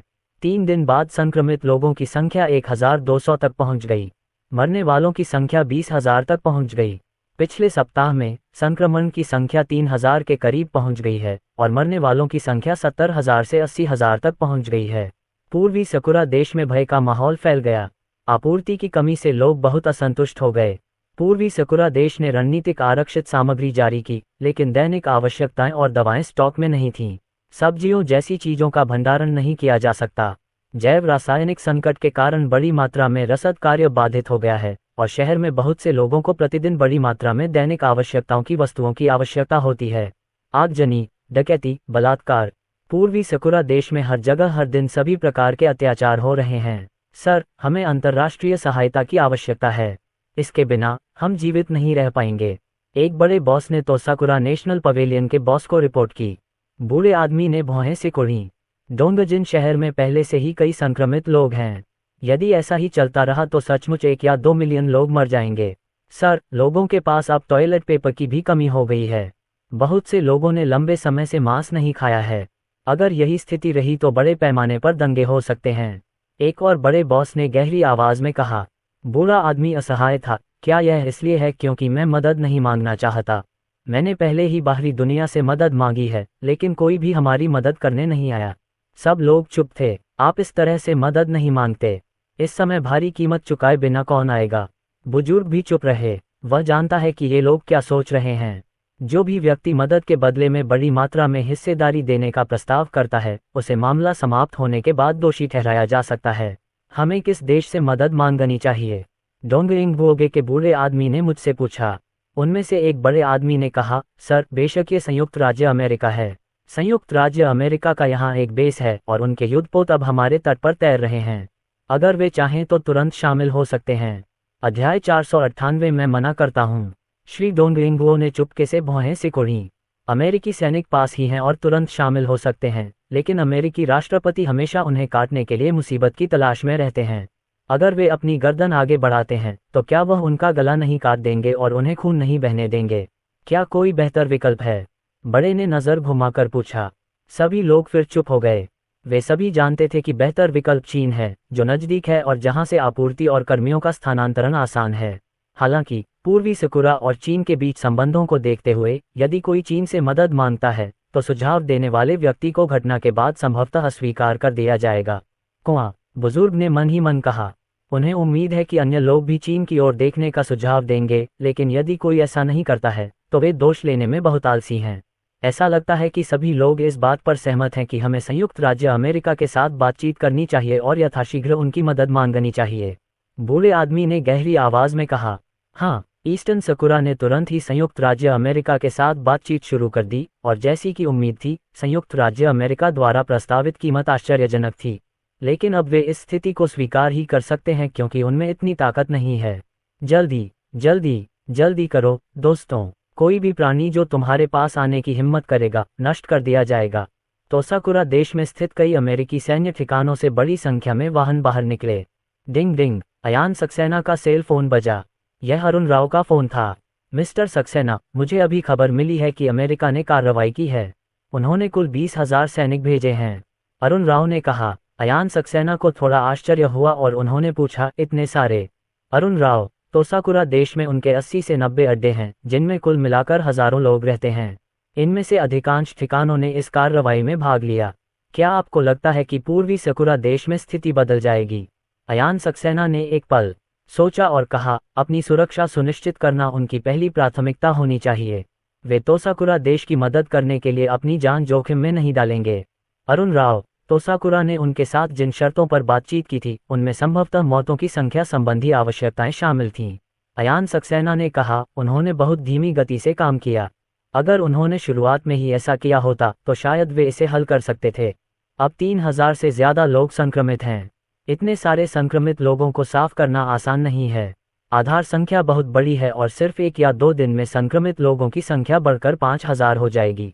और उन्होंने इतने सारे लोगों को भेजा कि कुछ ठिकाने शायद खाली हो गए हैं। संक्रमित लोगों की IQ बहुत अधिक है, इसलिए यह पूरी तरह संभव है कि वे उन ठिकानों पर हमला करेंगे। अरुण राव मुस्कुराए और बोले, ये ठीक है। वैसे श्री सक्सेना, यानहुआंग रोबोटिक्स की वर्तमान उत्पादन क्षमता क्या है? क्या यह अपनी उत्पादन क्षमता का विस्तार करना जारी रखेगी? अयान सक्सेना ने कहा, उत्पादन क्षमता पहले से ही बहुत बड़ी है। हम हर दिन 800 यांत्रिक तेंदुए का उत्पादन कर सकते हैं। यदि हम उत्पादन क्षमता का विस्तार करना जारी रखते हैं तो आप उत्पादन के समय सभी यांत्रिक तेंदुए नहीं खरीद पाएंगे। मैं इसे अपने उपयोग के लिए संग्रहित करता हूँ। अरुण राव ने मुस्कुराते हुए कहा, श्री सक्सेना, सॉलिड स्टेट बैटरियां बहुत टिकाऊ होती हैं। एक बार जब वे वहां उत्पादित और संग्रहित हो जाती हैं तो जरूरत पड़ने पर उन्हें तुरंत बाहर निकाला जा सकता है। शायद समय आने पर ईस्ट सकुरा हमारे पास आएगा। अयान सक्सेना के दिमाग में विचार आया, बुलजू, क्या तुम्हारा मतलब है कि पूर्वी सकुरा देश हमसे मैकेनिकल तेंदुआ खरीदने के लिए कह सकता है? अरुण राव, अगर स्थिति नियंत्रण से बाहर हो गई तो वे बहुत सारे रोबोट तेंदुए खरीदने के लिए कह सकते हैं। अगर संयुक्त राज्य अमेरिका दलदल में फंस गया तो ये हमारे पास भी आ सकता है। हम इसे बेच नहीं सकते, लेकिन हम इसे किराए पर दे सकते हैं। अयान सक्सेना ने एक क्षण सोचा। उनका मतलब यह है कि यदि वे इस मुद्दे को उठाते हैं तो हम शर्तें तय कर देंगे और फिर यांत्रिक तेंदुए को अपनी ताकत दिखाने के लिए जाने देंगे। अरुण राव, आप क्या सोचते हैं? अयान सक्सेना ने कहा, मैं मना करता हूँ। फोन पर दूसरी तरफ मौजूद अरुण राव स्तब्ध रह गए। अयान सक्सेना ने कहा, मंत्री अमित सिंह, देश को अपनी अंतर्राष्ट्रीय छवि बनाए रखनी है। अगर ईस्ट सकुरा और संयुक्त राज्य अमेरिका अनुरोध करते हैं तो हमें कार्रवाई करनी होगी, लेकिन मैं छवि का प्रभारी नहीं हूँ। मुझे आशा है कि वे और अधिक मरेंगे। अरुण कुमार ने हल्की खांसी करते हुए कहा, मुझे भी यही उम्मीद है, लेकिन मिस्टर सक्सेना, देश को पहले ही कई यांत्रिक तेंदुए मिल चुके हैं। अयान सक्सेना, मैकेनिकल लेपर्ड को चोरी होने से बचाने के लिए विदेश में पहुंचने के बाद इसका इस्तेमाल नहीं किया जा सकता। इस तकनीकी समस्या को हल होने में लंबा समय लगेगा। अरुण राव, जहां तक अयान सक्सेना का सवाल है, यह एक तकनीकी समस्या है। मिस्टर सक्सेना, क्या ये सच है कि एक शर्म की बात है? अरुण राव ने कहा। उसके स्वर में दया का कोई निशान नहीं था। देश को समग्र स्थिति पर विचार करने की आवश्यकता है और यह बचकाना नहीं हो सकता है। लेकिन चाहे वह अयान सक्सेना हो या अरुण राव, उनके दिल की गहराई में वे सभी उम्मीद करते हैं कि तोसाकुरा देश में और अधिक लोग मर सकें। धीरे धीरे रात हो गई। कई संक्रमित लोग सीवर से बेस में प्रवेश कर गए। इस बेस में मूलतः हजारों लोग थे, लेकिन उनमें से लगभग 700 लोग चले गए, जिससे पूरे बेस में केवल लगभग 200 लोग ही बचे। ये बेस छोटा नहीं है और इतने सारे लोगों के आराम करने के लिए बारी बारी से आने के कारण कुछ स्थानों पर सुरक्षा स्वाभाविक रूप से कम हो जाती है। टकराना। एक अमेरिकी सैनिक को डंडे से मारकर बेहोश कर दिया गया। जिस संक्रमित व्यक्ति ने उसे बेहोश किया था वह एक सामान्य व्यक्ति से कहीं अधिक शक्तिशाली था। गल्प गल्प। अमेरिकी सैनिक की गर्दन पर काट लिया गया तथा उसका खून 2 बार चूसा गया तथा फिर उसके शरीर में कुछ आनुवंशिक कारक पहुंचा दिए गए। कुछ मिनट बाद एक अमेरिकी सैनिक को काट लिया गया। संक्रमित व्यक्ति आगे नहीं बढ़ सका। वे चुपचाप इंतजार करते रहे इन अमेरिकी सैनिकों के रूप बदलने का तथा बाकी के और अधिक थक जाने का। लगभग आधे घंटे के बाद काटे गए सभी अमेरिकी सैनिक बदल गए। उनकी आंखों का रंग लाल हो गया। उनके शरीर में कुछ गड़बड़ थी। इससे भी महत्वपूर्ण बात यह है कि उनके दिलों में हत्या करने की इच्छा बहुत प्रबल है। उत्परिवर्तन के ठीक बाद का काल सबसे अधिक भयावह होता है। एक संक्रमित सैनिक एक हमवी पर चढ़ता है जिस पर M2 मशीन गन लगी हुई है। टिक टिक टिक। लंबे समय तक प्रशिक्षण ने शूटर को गोली चलाने में सक्षम बना दिया है। भले ही वह तर्कहीन हो, फिर भी वह बंदूक चला सकता है। मशीन गन ने बेतहाशा गोलियां चलाईं। कुछ ही समय में कई लोगों को मशीन गनों से मार दिया गया। दुश्मन का हमला। एक बैरक में सो रहे सैनिकों को जगाया गया। हालांकि इससे पहले कि वे बाहर निकल पाते, दरवाजा धक्का देकर खोला गया और दरवाजे पर खड़े एक सैनिक ने अंदर कुछ फेंक दिया। बूम। जो फेंका गया वह एक बम था। बम विस्फोट से बैरकों में मौजूद अधिकांश सैनिक मारे गए। इसी समय 3 अन्य संक्रमित सैनिक भी वहां पहुंचे और उन्होंने भी अपने साथियों पर हथियारों से हमला कर दिया। मार डालो, मार डालो। जो कुछ संक्रमित लोग चोरी छिपे अंदर आ गए थे वे भी चले गए। शिविर में अराजकता फैली हुई थी। जब स्थिति शांत हुई तो पूरे शिविर में सैकड़ों लोग मारे जा चुके थे। लानत है। बैरकों में अधिकारी बेहद नाखुश दिख रहे थे। कुछ संक्रमित लोगों के कारण वास्तव में बहुत अधिक जनहानि हुई। बाकी सैनिकों को तुरंत सूचित करें।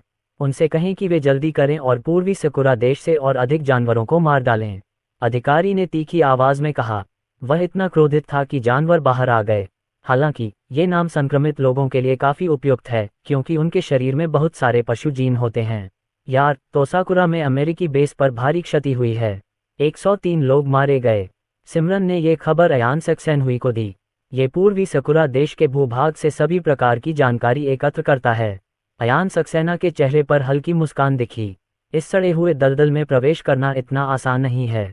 अध्याय 499। मिस्टर मेहता लॉबी में आते हैं। वाह पिताजी, बर्फ पड़ रही है। जब अनिंदिता सक्सेना सुबह उठी तो उन्होंने आश्चर्य से खिड़की से बाहर देखा। अयान सक्सेना मुस्कुराए और बोले, शीशी, ये बर्फ नहीं है, यह पाला है। बर्फ गिरने में कुछ दिन और लग सकते हैं। अनिंदिता सक्सेना ने संदेह से पूछा, क्या ऐसा नहीं है? घास पूरी सफेद है। अयान सक्सेना ने बताया, ठंड घास को भी सफेद कर सकती है। कुआं, पिताजी, क्या शीतकालीन अवकाश जल्द ही आ रहा है? क्या बहन टोंग और अन्य लोग शीतकालीन अवकाश के दौरान खेलने के लिए आ सकते हैं? अनिंदिता सक्सेना ने पूछा। अयान सक्सेना ने उसके छोटे से सिर को छुआ और कहा, बेशक तुम कर सकती हो। अनिंदिता सक्सेना ने खुश होकर पूछा, पिताजी, क्या मैं अपनी सहपाठियों को भी शीतकालीन अवकाश के दौरान खेलने के लिए आमंत्रित कर सकती हूँ? ये शीशी, तुम ऐसा कर सकती हो, लेकिन जब तुम टोंग टोंग और अन्य लोगों को खेलने के लिए बुलाती हो तो तुम दूसरों को नहीं बुला सकती। तुम अपने सहपाठियों को पहले आने के लिए आमंत्रित कर सकती हो। अयान सक्सेना। अनिंदिता सक्सेना हैरान थी, पिताजी, क्यों? अयान सक्सेना, अगर बहुत सारे लोग होंगे तो बहुत शोर होगा और पिताजी खाना नहीं बना पाएंगे। टोंग टोंग और किंडरगार्टन में पढ़ने वाली उसकी सहेलियां उनकी ही कक्षा की नहीं हैं। अगर हम उन्हें बुलाएं तो वहां बहुत सारे लोग होंगे और कुछ अप्रत्याशित हो सकता है। कुआं, पिताजी, मैं बहुत सारी पटाखे जलाने जा रहा हूँ। अनिंदिता सक्सेना ने अपना सिर उठाया और अयान सक्सेना की ओर देखा। अयान सक्सेना ने मुस्कुराते हुए कहा, कोई समस्या नहीं है। जल्द ही बर्फ पड़ने वाली है और गर्मियां भी जल्द ही आने वाली हैं। उनके विस्फोटक कौशल और बर्फ कौशल में सुधार किया जा सकता है। उनके विस्फोटक कौशल और बर्फ कौशल दोनों ग्रैंड मास्टर स्तर के हैं। ये शुरुआत में ऐसा ही था और इसमें बहुत सुधार नहीं हुआ है। अनिंदिता सक्सेना को जानबूझकर इन लाभहीन अनुभवों को निभाने के लिए ले जाया गया। शीशी, जल्दी से अपने दांत ब्रश करो। कक्षा के अंतिम कुछ दिनों के बाद आपको छुट्टी मिलेगी। अयान सक्सेना मुस्कुराए। उन्हें काफी आश्चर्य हुआ, लेकिन उन्होंने सोचा कि अनिंदिता सक्सेना शायद लंबे समय तक कक्षा में उपस्थित नहीं हो पाएंगी और वापस नहीं जाना चाहेंगी, क्योंकि बीमारी के अलावा उन्होंने इस सेमेस्टर में कोई छुट्टी नहीं ली थी। अनिंदिता सक्सेना को किंडरगार्टन जाना बहुत पसंद है। बच्चों की सोच बड़ों से अलग होती है। बड़ों की नज़र में अनिंदिता सक्सेना की मौजूदा स्थिति को देखते हुए वह किंडरगार्टन में ज्यादा कुछ नहीं सीख पाएगी। अनिंदिता सक्सेना ने सोचा कि किंडरगार्टन में बहुत सारे बच्चे हैं और वे आनंद ले रहे हैं, बस काफी है। अयान सक्सेना को इस पर कोई आपत्ति नहीं थी। अनिंदिता सक्सेना अब शोध के दूसरे चरण में थी और उसने गणित का अधिकांश हिस्सा पहले ही सीख लिया था। उन्होंने अन्य क्षेत्रों में भी काफी प्रगति की है। अयान सक्सेना ने उससे बस इतना ही कहा कि वह मौज मस्ती करे। डिंग डिंग। अनिंदिता सक्सेना अभी नाश्ता कर ही रही थी कि अयान सक्सेना का फोन बज उठा। ये कॉल श्री मेहता का है। अयान सक्सेना ने तुरंत कॉल का जवाब दिया। फोन पर दूसरी तरफ श्री मेहता ने मुस्कुराते हुए कहा, अर्जुन सक्सेना, मैं एक मीटिंग के लिए शंघाई में हूँ। क्या मैं आपके घर पर नाश्ता कर सकता हूँ? मिस्टर मेहता, कोई समस्या नहीं। आप कब आओगे? अयान सक्सेना ने पूछा। श्री मेहता, हम लगभग वहां पहुंच चुके हैं। अभी भी 10 मिनट बाकी हैं। लानत है। फोन रखते ही अयान सक्सेना गहरी सोच में पड़ गए। उन्होंने अनुमान लगाया कि श्री मेहता वास्तव में मुफ्त में नाश्ता करने के लिए यहाँ नहीं आए थे, बल्कि संभवतः वे तोसाकुरा देश की सहायता के बारे में उनसे बात करना चाहते थे। शीशी, हम आज सुबह ताई ची का अभ्यास नहीं करेंगे। दादाजी तुम्हें बाद में स्कूल ले जाएंगे। पिताजी को कुछ काम है। अयान सक्सेना ने अनिंदिता सक्सेना के छोटे से सिर को छुआ। हाँ, अनिंदिता सक्सेना ने सिर हिलाया। जल्द ही अनिंदिता सक्सेना ने खाना खत्म कर लिया और लिन हाई ने उसे स्कूल भेज दिया। लिन हाई अब एक बहुत अच्छी ड्राइवर बन गई थी। एक साधारण बूढ़ा आदमी शायद धीरे धीरे प्रतिक्रिया करता है, लेकिन लिन हाई अलग था। अयान सक्सेना ने उसकी मेरिडियन को साफ करने और उसके शरीर को मजबूत बनाने में उसकी मदद की। वह अब अकेले ही 20 या 30 लोगों से आसानी से लड़ सकता है। अयान सक्सेना की मार्शल आर्ट पौराणिक स्तर पर पहुंचने के बाद उन्होंने उन्हें फिर से मजबूत किया और रोशनी मेहरा को भी बहुत मजबूत किया गया। रोशनी मेहरा के शरीर में अब काफी आंतरिक शक्ति है। चेन मेई और सविता मेहरा की ताकत तोसाकुरा देश के उच्च स्तरीय निंजा के समान है। लिन है और राजीव कुमार पुरुष हैं और वे उच्च स्तरीय निंजा की तुलना में बहुत अधिक शक्तिशाली हैं। रोशनी मेहरा तोसाकुरा कंट्री द्वारा उत्पादित सुपर निंजा से भी अधिक शक्तिशाली है, लेकिन अयान सक्सेना ने फिर भी उनसे कम प्रोफाइल रखने को कहा। इन्हें कभी भी बाहरी दुनिया को नहीं दिखाया गया। निहत्थे लोगों के खिलाफ तो वे ठीक थे, लेकिन रोशनी मेहरा भी गोली का सामना नहीं कर सकी। बेशक मजबूत होना व्यर्थ नहीं है। हालांकि आप गोलियों का सामना नहीं कर सकते, लेकिन चकमा देने की आपकी क्षमता में बहुत सुधार हुआ है। दादाजी, पिताजी ने मुझे स्कूल भेजने के लिए कहा था। नाश्ते के बाद अनिंदिता सक्सेना बाहर गईं और चिल्लाने लगीं। लिन हाई बाहर प्राचीन मार्शल आर्ट ताई ची का अभ्यास कर रहा था और उन्होंने इसे बहुत समय पहले सीखा था। दादाजी जल्द ही यहाँ आ जाएंगे। लिन हाई और उसके दोस्त चले गए और जल्द ही लाओ लाओ आ गया। अयान सक्सेना उनके लिए गर्म नूडल्स का एक कटोरा लेकर आया। इसकी खुशबू बहुत अच्छी है। नूडल्स का ये टुकड़ा ठंड को दूर भगा देता है। बूढ़े आदमी ने मुस्कुराते हुए कहा। नाश्ते के बाद अयान सक्सेना और उसके दोस्त स्टडी रूम में चले गए। बूढ़े ने खांसते हुए कहा, अर्जुन सक्सेना, तुम बहुत होशियार हो। तुम्हें पता होना चाहिए कि मैं यहाँ क्यों आया हूँ। अयान सक्सेना ने कहा, मास्टर, मुझे नहीं पता। मैं होशियार नहीं हूँ। बूढ़ा आदमी, उन्होंने आह भरते हुए कहा, अर्जुन सक्सेना, एक साधारण व्यक्तिगत दृष्टिकोण से मैं भी आशा करता हूं कि तोसाकुरा देश में और अधिक लोग मरेंगे, लेकिन रोबोट पैंथर को भेजना राष्ट्रीय हित में है। अयान सक्सेना, बॉस, मैं अनिच्छुक नहीं हूँ। बस इतना है कि मैकेनिकल तेंदुए को सामान्य रूप से इस्तेमाल करने में समय लगेगा। मेरा अनुमान है कि इसमें 3 से 5 महीने लगेंगे। बूढ़े व्यक्ति ने अपना सिर हिलाया और कहा, तुम झूठे हो। मुझे नहीं लगता कि तुम इसे 3 या 5 घंटे में पूरा कर पाओगे। इस चीज़ को डिज़ाइन करने में तुम्हें इतना समय नहीं लगा। अयान सक्सेना ने कुछ नहीं कहा। बूम बूम, दरवाजे पर दस्तक हुई थी। 2 गृह सेविकाएं 2 कप चाय लेकर आईं। विमान में सभी के चले जाने के बाद बॉस ने पूछा, अर्जुन सक्सेना, क्या तुम्हें लगता है कि हमारे और अमेरिका के बीच युद्ध होगा? अयान सक्सेना ने सिर हिलाते हुए कहा, इसकी संभावना बहुत कम है। अगर उनमें लड़ने की हिम्मत होती तो वे 2016 में लड़ते। तब क्यों नहीं लड़े? लड़ाई के लिए कहने में अब तक का इंतजार क्यों किया जा रहा है? बूढ़े आदमी ने सिर हिलाया। हम तट के पास अजेय हैं, लेकिन महासागर पर शक्ति प्रदर्शित करने की क्षमता का अभाव है। संयुक्त राज्य अमेरिका के साथ हमारे टकराव की संभावना अधिक नहीं है। यदि हम दोनों के बीच लड़ाई न होती तो दुनिया किसे अधिक शक्तिशाली मानती? अयान सक्सेना, ये संयुक्त राज्य अमेरिका होना चाहिए। अंतर्निहित सोच वहाँ है और 11 विमानवाहक पोत भी वहाँ तैर रहे हैं। सही, बूढ़े आदमी ने सिर हिलाया। हमें खुद को साबित करने के लिए एक लड़ाई की जरूरत है। यह एक अच्छा अवसर है। अयान सक्सेना गहरी सोच में डूबा हुआ था। बूढ़े व्यक्ति ने आगे कहा, संयुक्त राज्य अमेरिका इसमें शामिल हो गया है। यदि संयुक्त राज्य अमेरिका पूर्वी सकुरा देश को जीतने में मदद करता है तो क्या उसे बहुत लाभ मिल सकता है और साथ ही बड़ी प्रतिष्ठा भी मिल सकती है? अयान सक्सेना ने सिर हिलाया। बूढ़े व्यक्ति ने कहा, जनता की राय के संदर्भ में तब हमारे लिए यह कोई मायने नहीं रखेगा, क्योंकि मरने वाले मूलतः साधारण लोग ही हैं। जनमत को प्रभावित करने के मामले में हम पश्चिम जितने अच्छे नहीं हैं। अयान सक्सेना ने आह भरी। मैं अभी भी इसका कारण समझता हूँ, लेकिन मैं अभी भी तोसाकुरा देश की मदद करने में थोड़ा असहज महसूस करता हूँ। बूढ़े व्यक्ति ने चाय की चुस्की लेते हुए कहा, अर्जुन सक्सेना, एक समय ऐसा था जब पूर्वी सकुरा देश के साथ हमारे अच्छे संबंध थे। क्या आपको लगता है कि हम अतीत में हुए खूनी झगड़े को भूल चुके हैं? राष्ट्रीय हित सर्वाधिक महत्वपूर्ण है। हम उनकी मदद नहीं कर रहे हैं, हम अपनी मदद कर रहे हैं। अयान सक्सेना ने सिर हिलाया। मास्टर, मुझे पता है। क्या पूर्वी सकुरा ने मदद मांगी है? वे क्या कीमत चुकाने को तैयार हैं? बूढ़े व्यक्ति ने अपना सिर हिलाया। वे अभी तक हमारे पास नहीं आए हैं, लेकिन हमारे थिंक टैंक का अनुमान है कि वे हमारे पास आएंगे। कार्रवाई करने से पहले हर चीज़ की योजना बनानी होगी। हम दिखावा करने के लिए तैयारी नहीं कर सकते और फिर शौच के लिए मजबूर हो सकते हैं। अयान सक्सेना, गुरुजी, मेरी एक विनती है। बूढ़े आदमी ने सिर हिलाया। आप आगे बढ़ो।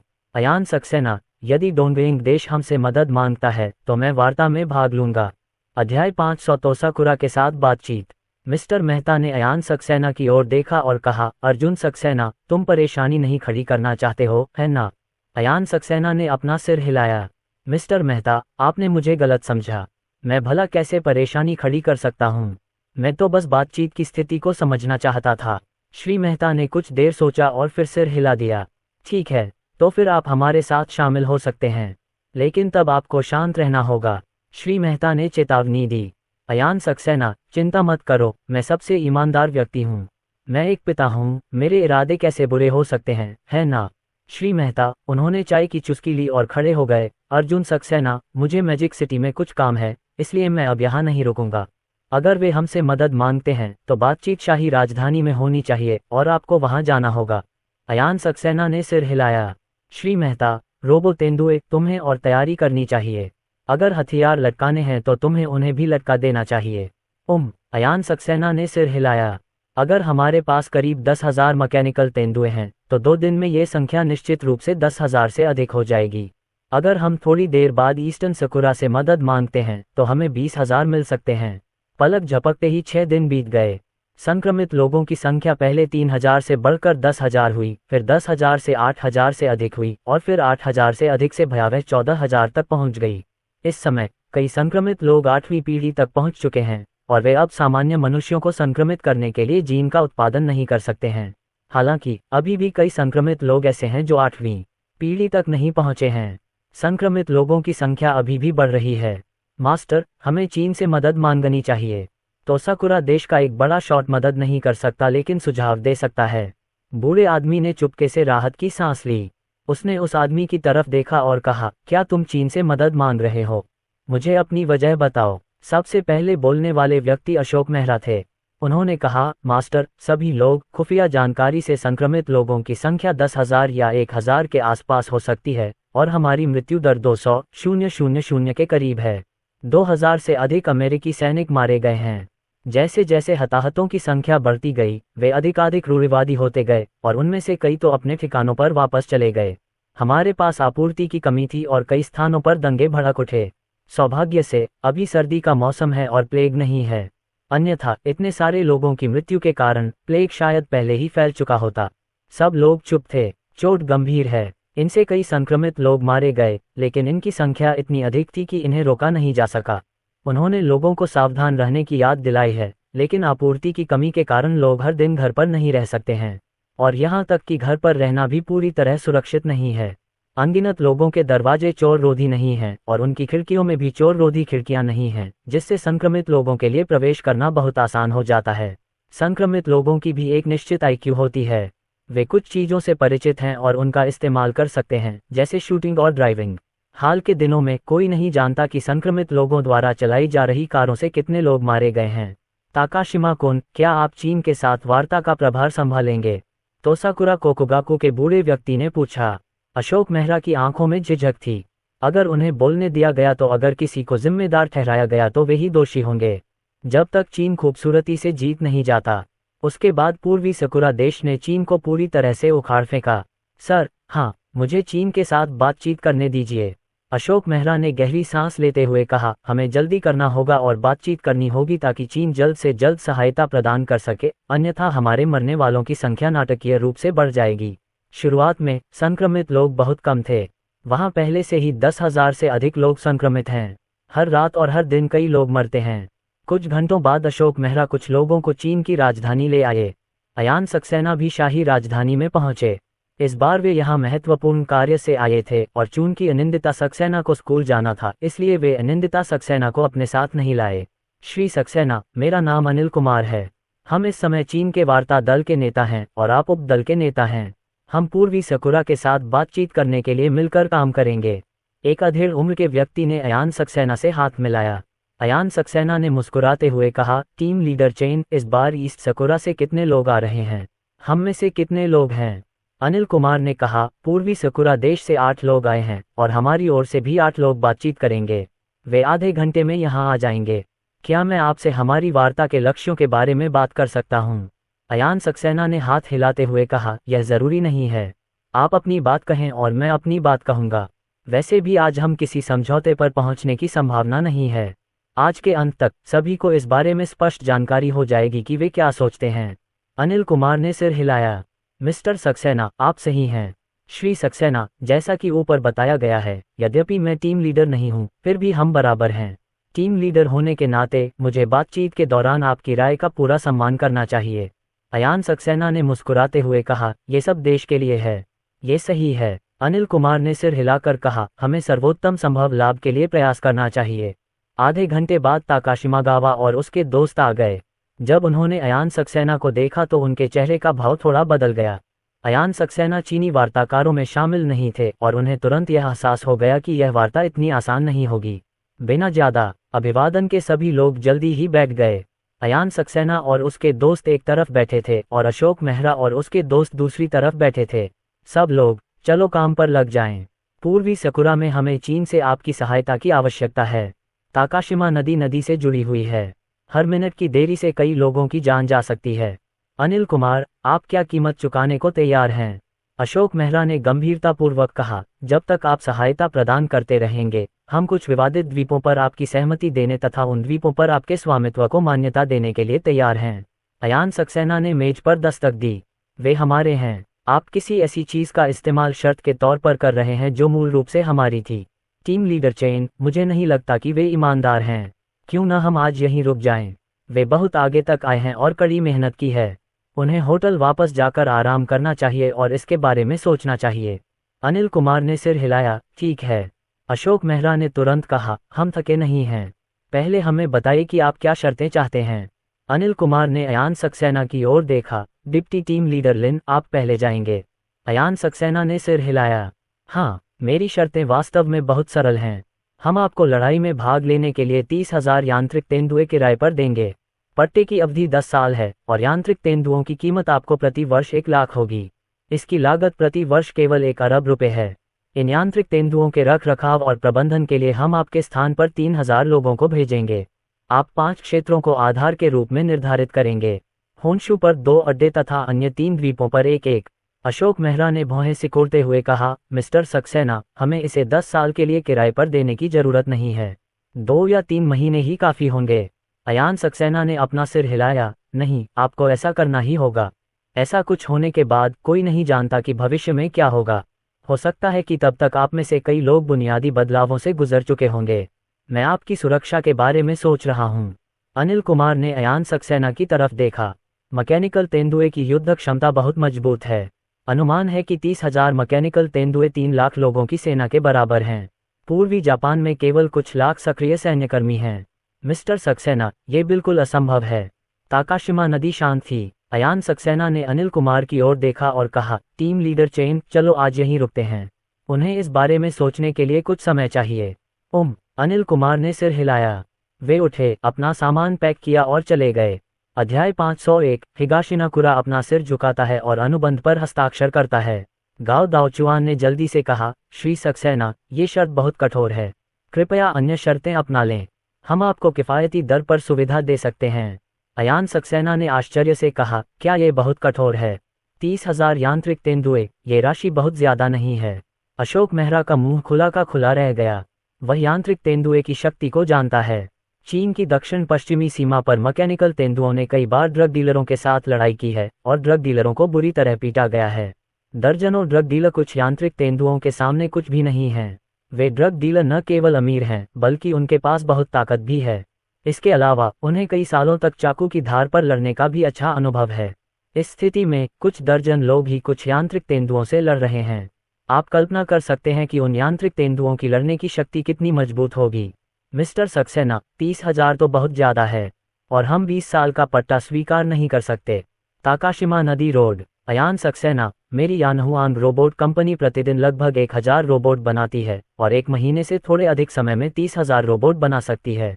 क्या आपको यकीन है कि यह बहुत है? अशोक मेहरा, वे सिर्फ 1 महीने में इतने सैनिक तैयार कर सकते हैं और उनके पास कुल मिलाकर सिर्फ कुछ लाख सैनिक हैं। अगर युद्ध छिड़ जाए तो वे कैसे लड़ सकते हैं? अनिल कुमार मुस्कुराए और बोले, श्री अशोक मेहरा, आपको इस बारे में फिर से सोचना चाहिए। आपके क्षेत्र में दर्जनों अमेरिकी अड्डे हैं, इसलिए अधिक रोबोट पैंथर्स को किराए पर लेना कोई बड़ी बात नहीं होगी। ये सभी आज के लिए है। इतना कहकर अनिल कुमार, अयान सक्सेना और अन्य लोग चले गए। ताकाशिमागावा और उसके दोस्त गंभीर भाव के साथ होटल पहुंचे। ताकाशिमागावा ने श्री तोसाकुरा को स्थिति की जानकारी देने के लिए फोन किया।